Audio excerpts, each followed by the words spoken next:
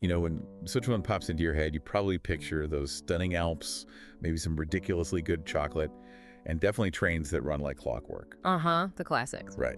But here's a curveball for you. This country, a major player on the world stage, doesn't actually have an official capital city. Yeah, that one catches people out. Pretty unexpected, right? Okay, let's unpack that and dive way deeper, because what we've got for you today goes far beyond those picture postcard images of Switzerland. That's right. Welcome to a custom-tailored deep dive just for you, our listener, who's got that real thirst for knowledge, wanting to get to the heart of things quickly but thoroughly. We've pulled together a fascinating collection of sources for this one. Think blog posts uncovering those truly local experiences and even the subtleties of Swiss dialects. Okay. Tourism guides that highlight vibrant year-round celebrations and surprisingly accessible car-free spots. Some really intriguing nuggets of information we found in YouTube transcripts. Oh, interesting.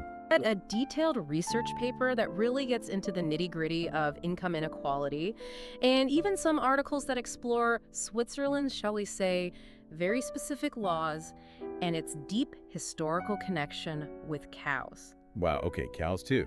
Our mission here is to cut through the usual tourist fluff and pull out the most fascinating and crucial insights from all this material. Exactly. We're aiming for those aha moments that give you a much richer, more nuanced understanding of Switzerland, and we're going to do it in a way that respects your time and doesn't leave you feeling swamped with information. Yep, efficient and deep. So buckle up for some surprising facts and a whole new perspective on this intriguing country. Let's kick things off by venturing a bit off the well-trodden tourist paths. Our sources keep bringing up this idea of hidden gems. Ah, yes, the classic hidden gems. Now, what's interesting here is that one of the blog posts actually challenges this very term. It points out that if you look at most lists of hidden gems, you'll often just find the same old famous tourist spots cropping up places like Lucerne, Blausi, Zermatt. Right. Hardly hidden at all, are they? It's like trying to find this super secret, under-the-radar coffee shop, and turns out it's just another Starbucks. Exactly. But the blog makes a fantastic point. If you're craving those breathtaking Alpine views without battling through hordes of tourists, you simply need to look, well, a little bit further afield. The sheer popularity of places like Interlaken and Lauterbrunnen kind of creates this loop where they just get more and more attention, which unfortunately overshadows tons of other equally stunning locations. Yeah, that makes sense. So how do you actually find these real hidden spots? And the blog offers some really practical, down-to-earth advice for uncovering these less-known treasures. It's surprisingly simple. Just dedicate a little bit of your research time to actively filtering out those places that pop up on every single travel website you visit. Okay, do your homework. Dive into detailed maps.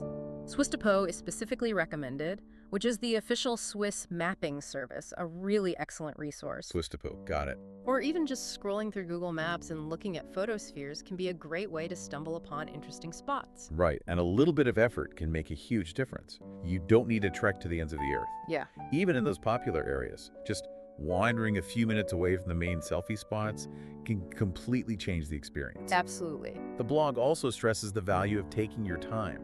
Instead of rushing to tick off all the must-see landmarks, a slightly longer trip gives you the chance to organically discover those unique places. And what's particularly insightful is how the blog emphasizes the accessibility of these more obscure locations via public transport.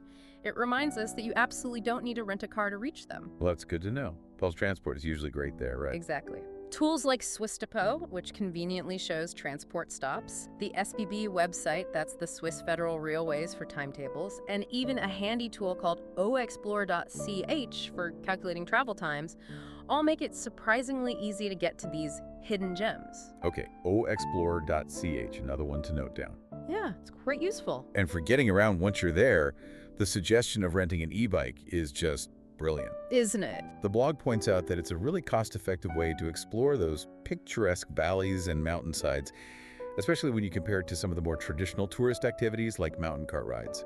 You get to skip those long queues. Definitely avoids the crowds. Plus, their tip about being mindful of timing, maybe avoiding those really family-friendly spots on weekends, is just common sense, but so useful. Simple but smart. The blog even gives us some specific examples to get our imaginations going. Val Russein in Graubünden, apparently easily reached by postbus? Postbus, okay. Sounds perfect for cycling, taking you along quieter roads to places like Alpine, where you'll find cows and even marmots. Cows and marmots.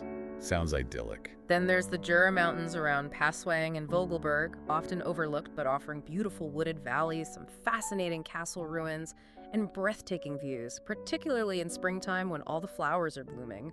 Ah, the Jura, yeah, that's a different vibe from the Alps. Totally different. And finally, the old town of Böögg, which apparently offers a surprising contrast to its industrial surroundings, with unique, independent shops unlike the usual chain-dominated old towns you often see. Oh, I like the sound of that. Real shops. Yeah. Not just the same old brands. Those examples really paint a picture of the diversity you can find beyond the usual tourist traps. Okay, so Switzerland is clearly more than just those iconic vistas.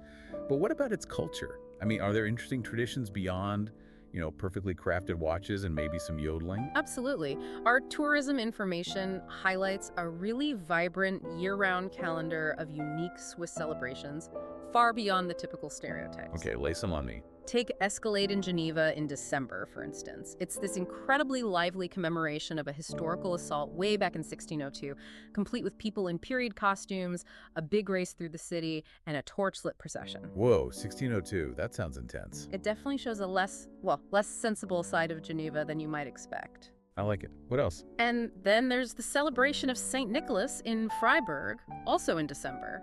It's not just about the jolly gift giver we all know. Here, St. Nicholas actually delivers a speech looking back at the events of the year with a good dose of humor. Huh. A stand of St. Nick. Sort of. And then everyone gathers for a festive meal at College St. Michel. Nice. Okay, moving into the warmer months. There's the really impressive horse show in Sechseläuten in the Jura region in August. This is a tradition that dates all the way back to the 19th century, and it's a fantastic showcase of thoroughbred horses and their incredible skills. Horses in the Jura make sense. And who could forget the onion market in Bern in November? Wait, an onion market? Seriously? Seriously, where farmers from the region sell literally tons of onions in all sorts of creative arrangements and forms. An entire market dedicated to onions. That's certainly a unique way to spend a day. It is. And then we have Basel Festnacht in February, which is described as the largest carnival in Switzerland, bigger than even Venice, some say. Bigger than Venice. Wow. It's this explosion of drummers, flautists, incredible floats, elaborate costumes, and it all kicks off at a very early 4 in the morning. 4 a.m. dedication. Indeed. Then there's the Sechseläuten in Zurich in April. This involves the burning of the Böögg, which is an effigy representing Old Man Winter. The Böögg, okay. And the way it burns is actually used to predict what the summer weather will be like. A weather-predicting snowman bonfire. Love it. And for a real taste of Swiss national sport, there's the Swiss wrestling festival, the Schwingfest, held in Schwegalp in August. It's a really popular event that takes place in a sawdust ring. Wrestling in sawdust? You don't see that every day. Definitely not. And the traditions continue with dancing in Appenzell during midsummer. This is a really unique celebration that happens in the mountain pastures with traditional violin and double bass music. And there's even a pantomime that depicts married life and courtship. A pantomime of marriage. In the mountains. Sounds quirky. It really does. And as the seasons turn again, there's the really picturesque descent from alpine pastures, like in Engelberg in September or October. Ah, the cows coming home. Exactly.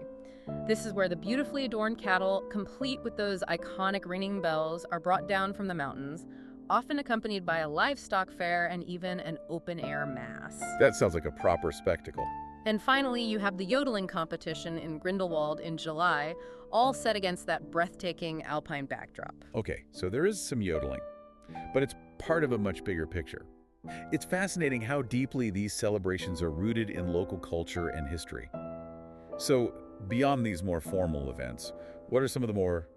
Well, a YouTube transcript we looked at calls them mind-blowing and unconventional facts about everyday life in Switzerland. The YouTube video certainly paints a really vivid picture of Switzerland's unique character.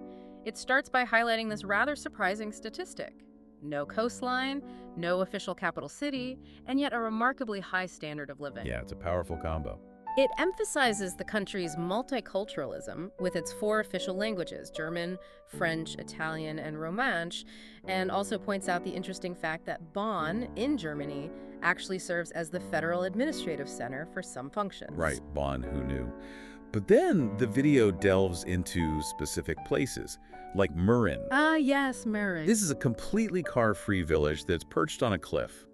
The thought of locals actually commuting by cable car every day, Crazy, isn't it? kids skiing to school in the winter, and a really strong community with absolutely no billboards or chain stores is just captivating. And apparently, people there tend to live long and healthy lives without even relying on GPS. Ah, good for them. Yeah.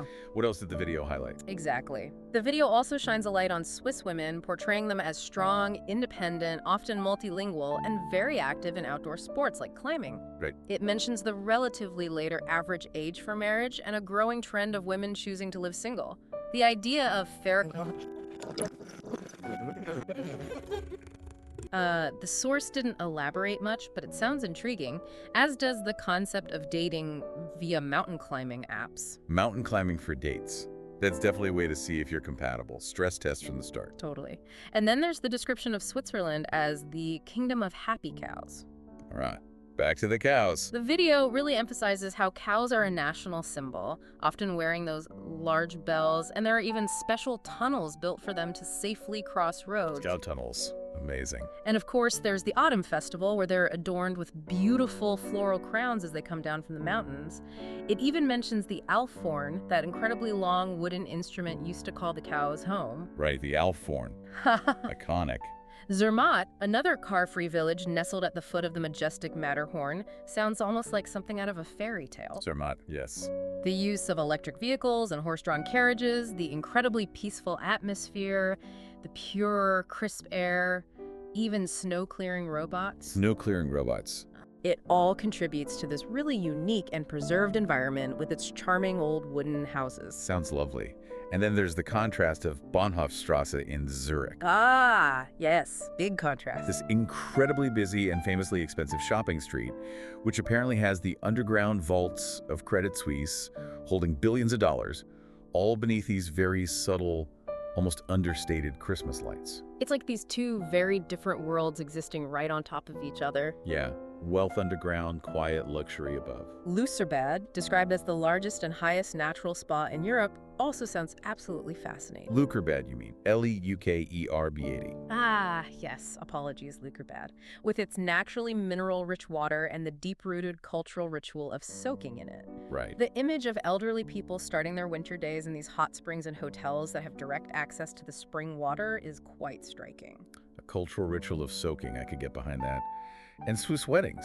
Anything unusual there? They sound wonderfully authentic and so connected to nature, with really charming regional customs in dress like the bright colors in Appenzell or the white crosses in Bern. Bern, not Baron, right, the capital. Oh, sure. Yes, sorry, Bern. Good catch. The groom traditionally fetching the bride on foot, no feeling of rushed ceremonies. Nice and slow. And the serving of really unique foods like herb cheesecakes instead of tiered wedding cakes. Herb cheesecake, wedding cake. Interesting twist. Oh, and the tradition of smashing ceramic pots for good luck is a fun, if slightly messy touch. Smash pots, get luck. Got it. The video also paints a picture of a very particular Swiss lifestyle. A real emphasis on being strict about recycling and waste disposal. Yes, they're famous for that. A generally reserved public demeanor, punctuality that's almost treated as a fundamental principle, and even aesthetic laws like the one about not hanging laundry outside on Sundays. Right, the Sunday laundry ban. The image of these beautiful old houses, often fitted with modern solar panels, is also quite telling. Tradition meets technology. Definitely. And you absolutely cannot talk about Switzerland without mentioning cheese. No, you cannot. Calling it a cheese-worshipping country seems pretty accurate, given the incredibly high consumption, the existence of over 450 different types of cheese. 450, wow. A whole fondue museum, and even a fondue pot-breaking festival. A pot-breaking festival. What happens there? Again, details were sparse, but it sounds energetic. And of course, there's that unwritten rule about the social faux pas of dropping your bread in the fondue. Oh, the ultimate fondue crime. Exactly. It's a social art form. So true. And Bern, the capital or federal city? Bern, yes. Despite being the de facto capital, really retains this charming small-town feel with its picturesque cobblestone streets, the covered arcades, the iconic Zeitlog clock tower, The clock tower, yeah. and even the experience of swimming in the Aire River that flows right through the city. It's a capital that feels more like a very welcoming village. Swimming in the river through the capital, that's cool. The video also quickly runs through some of the really famous travel wonders, the Matterhorn, Jungfraujoch with its highest train station in Europe, the Aletsch Glacier, the beautiful Chalon Castle, the famously slow Glacier Express train, The slowest express train. Classic. and Leidobronnen, which apparently was even an inspiration for Rivendell in Lord of the Rings. Ah, Rivendell. I can see that. And it touches on some of the famous festivals like Fête de l'Escalade and Basel-Fastnacht. Yes, Fête de l'Escalade in Geneva with the chocolate pots and Basel-Fastnacht, and also Zurich burning the Böögg snowman, and this very rare wine festival, Fête des Vignerons, that only happens every 20-25 years. Wow, once a generation. Okay. Finally, it addresses the cost of living. Right, the elephant in the room, acknowledging that it's definitely higher than the European or US average, but it breaks down where that money goes, Right. rent, utilities, food, The big three. and emphasizes the factors that many feel offset these costs, like the high levels of safety and cleanliness, the overall quality of life, the excellent healthcare and public services, and the generally high salaries, with an average mentioned of around $7,000 a month. $7,000 average monthly salary. Okay, that helps offset things. It certainly does. It also points out that the cost of living is significantly lower in some of the smaller cities, and naturally it concludes with a nod to Swiss cuisine as a real cultural journey, mentioning Rösti, the potato cake, and Älpler Magronen, the pasta dish, and Nustorte, the walnut cake. Yeah. Rusty. It really does sound like a country full of fascinating contradictions and very unique priorities.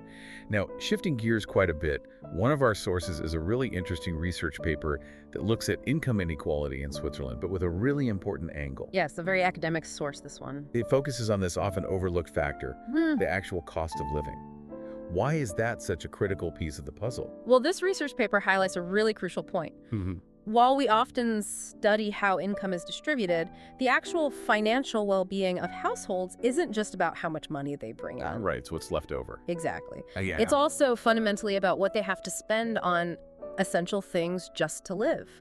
These mandatory living expenses, as the paper terms them, things like housing costs, health insurance premiums, taxes, and the everyday costs of necessities can have a really significant impact on a household's real disposable income, and therefore on the true picture of inequality. So even if you have two people with roughly the same income, their actual quality of life and how much disposable income they have left could be wildly different depending on where they live and what their basic living costs are. Precisely. The paper uses very detailed tax data from 6 different cantons. These are like the states within Switzerland for the year 2015. Okay, which cantons? Let's see, Argo, Bern, Geneva, Lucerne, St. Gallen, and Valais. It then looks at 2 different scenarios for the cost of living. A minimum cost of living, which is based on social assistance guidelines, and an average cost of living derived from household budget surveys. Okay, minimum versus average costs. What's really revealing is how incorporating these living expenses dramatically changes our understanding of income inequality. Just how big of a difference are we talking about here? Well, in the minimum cost of living scenario, the Gini coefficient, which is a standard measure of income inequality, where 0 represents perfect equality and 1 represents total inequality, jumps from 31.3 before taking living costs into account to 42.2 after. Wow, that's quite a jump from 0.31 to 0.42. It is. And in the average scenario, the increase is even more striking, rising all the way to 57.2. Whoa, 0.57, that's huge. It really demonstrates that when you factor in the actual cost of living, income inequality in Switzerland appears significantly higher than traditional income-based measures alone would suggest. That's a really substantial increase. What are the main types of costs that are driving this difference? The study breaks it down quite clearly. When looking at the average cost of living scenario, everyday expenses actually contribute the most to this increased inequality. Like food, transport, basic stuff. Exactly. Followed closely by housing costs and then health insurance premiums. Health insurance, right? That's mandatory. Interestingly, the paper also notes that government interventions like health insurance premium reductions and direct taxes do help to mitigate inequality to some extent. Okay, so there are some counterbalancing measures. Yeah. And are there noticeable differences across the different regions, those cantons we mentioned, when you factor in the cost of living. Yes, the study did find some significant variations between the cantons, even when they used the minimum cost of living approach. It seems that Valais and Geneva experience a more unequal burden, particularly for those in the lowest income brackets who really struggle with housing costs. The effectiveness of those welfare measures, like the premium reductions, also varies from canton to canton. For example, Lucerne appears to have more targeted relief for lower income individuals through these reductions. Interesting how policy plays out differently. It's fascinating to see how these regional welfare policies can have such a localized impact on people's financial well-being. Yeah. The paper also looks at the median incomes in these cantons before and after they factor in the cost of living, right? That's correct. Geneva has the highest median income before accounting for living costs, but it also sees a much sharper decline after those costs are factored in, largely due to those higher taxes and housing expenses we discussed. So high income, but even higher costs eat into it more in Geneva. Pretty much. On the other hand, cantons like Lucerne, St. Gallen, Aargau, and Valais see a comparatively smaller relative decrease in income after taking the cost of living into account. Okay. And what does all of this mean for those on the very lowest incomes? The study highlights a really stark reality. The lowest income 10% of the population end up spending a very large portion of their entire income, around 82%, just to cover the bare minimum living costs. 82%. That leaves almost nothing. Very little. Furthermore, a significant portion of the overall population wouldn't actually be able to afford the average cost of living, even after they receive their income. Wow. The impact of housing costs, in particular, is identified as a really major driver of this inequality. This really drives home the point that you can't just look at how much people earn. You have to understand what it actually costs them to live. Now, for a complete change of pace, our sources also include a look at some of Switzerland's more, let's say, bizarre laws. Yes, this was a fun source. Switzerland certainly has its fair share of very specific and sometimes quite surprising regulations. Okay, hit me with some bizarre laws. For instance, apparently it's against the law to slam car doors too loudly, to wear high heels loudly within your apartment, or even to flush the toilet too loudly after 10 p.m. Okay, the flushing again. All in the name of Nachtruhe or night rest. No loud flushing after 10 p.m. That's definitely a new one for me. What else is on the list? Driving while wearing flip-flops is apparently prohibited for safety reasons. Makes sense, actually. And while it might be legal to eat cat or dog meat if you're doing it privately within your own household, Uh-oh. Where's this going? it becomes a criminal act if you were to, say, invite someone over to share that meal with you. Okay, that's a very specific distinction. Don't share your Fido filet. Precisely. You're also apparently not allowed to hang your laundry outside on Sundays. This is often attributed to aesthetic reasons based on regulations from homeowners associations. Keep the neighborhood looking tidy on Sunday. Got it. And here's a really interesting one. If you own guinea pigs, you must have at least 2 of them. Ah, the social guinea pig law. They're considered highly social animals, and keeping one in isolation is actually viewed as a form of animal abuse.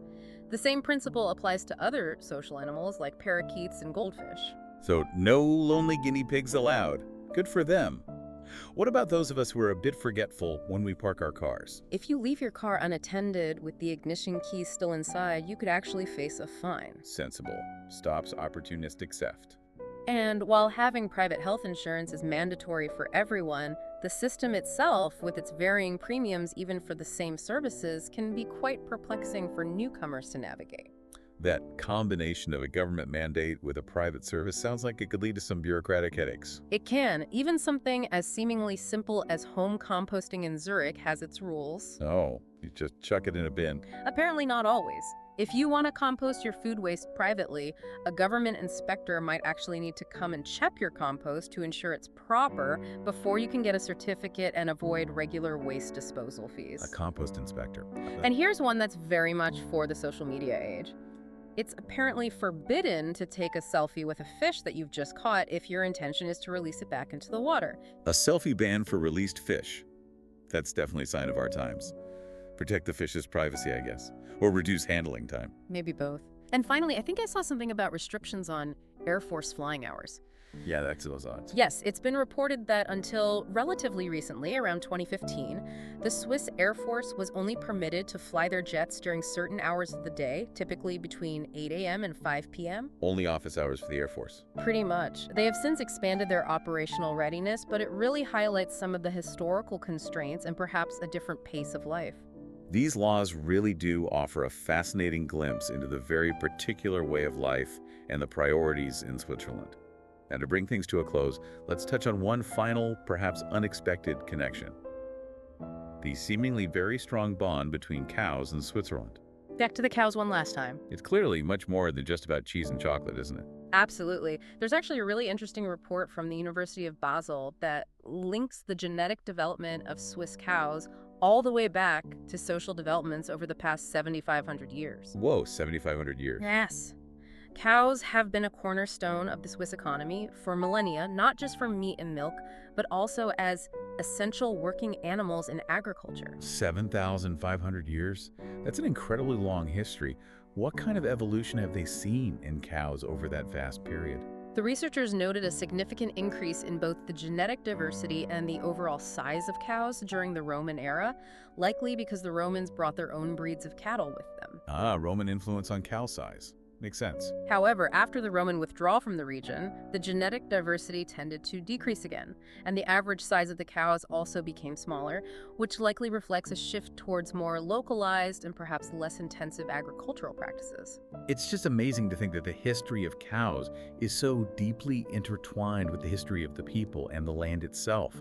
It really reinforces the idea that there is so much more to Switzerland than just the stereotypical images we often see. Indeed.